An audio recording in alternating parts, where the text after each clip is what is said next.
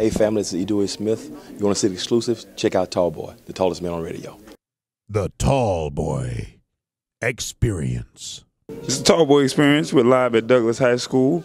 We're here for the Saving Our Sons event, and I'm standing right next to the pastor.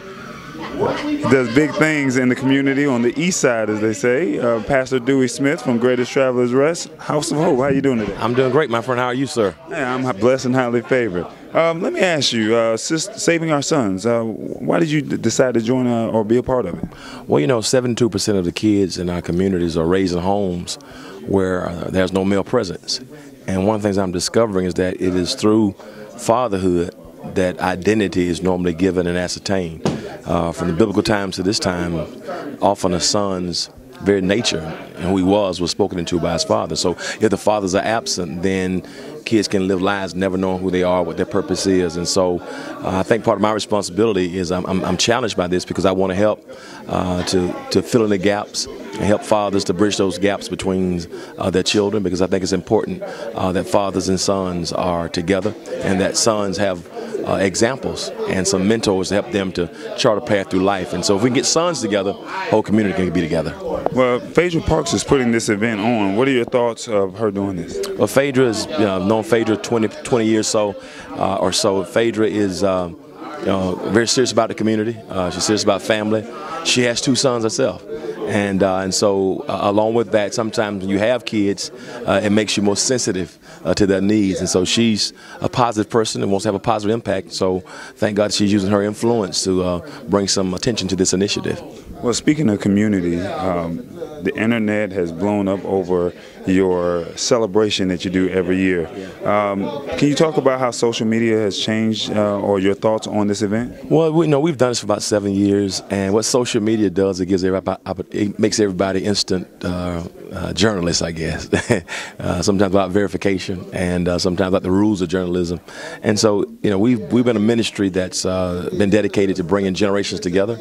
And we're fortunate in our ministry that we have people in our church who've been a part of the same ministry 85, almost 90 years. Right. And often in our organizations, there are intergenerational wars where the older people can't coexist with younger people can't coexist with older people. So we've taken on a mantra and a challenge that we got to bring everybody together. In our communities, when I was raised, the older people gave us wisdom. But in our communities, you got kids who their grandmother may be 40 now, and so they lack those experiences. So if we can bring the old and the young together, because the old knows the way and the young are strong. And so our generational dance is a celebration of our church.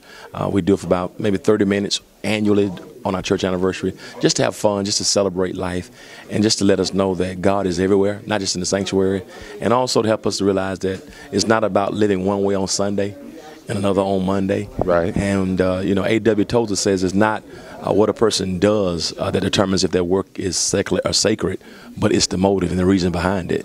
And so if it can't be played in the sanctuary, it shouldn't be played anywhere.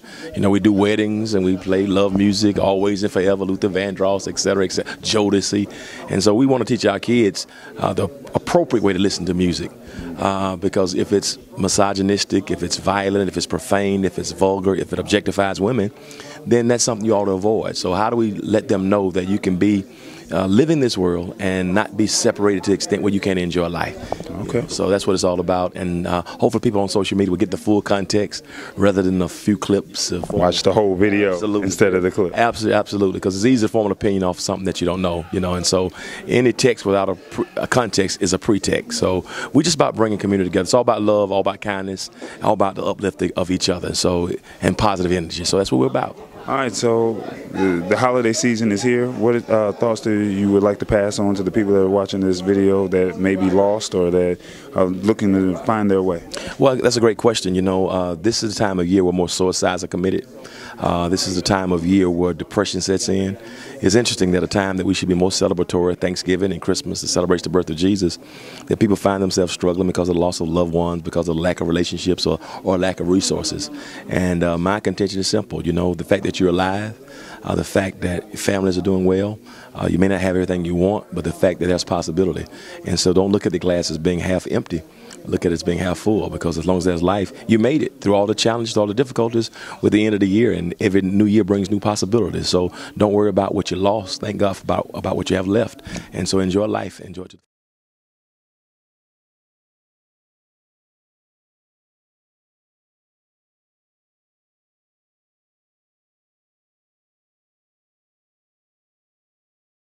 Think big, think tall, think